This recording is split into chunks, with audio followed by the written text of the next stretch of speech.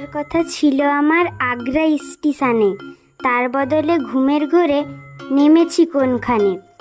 এটাই আগ্রা কিংবা অন্য তালুক মুলুক কিনা, অন্ধকারের মধ্যে তো তার হদিসই পাচ্ছি না। এ জায়গাটার নাম কি দাদা, শুধাই বলুন কাকে? জনমনীষীহীন তল্লাট রেল লাইনের বাঁকে, তেপান্তরের মাঠের মধ্যে দাঁড়িয়ে আছি একা।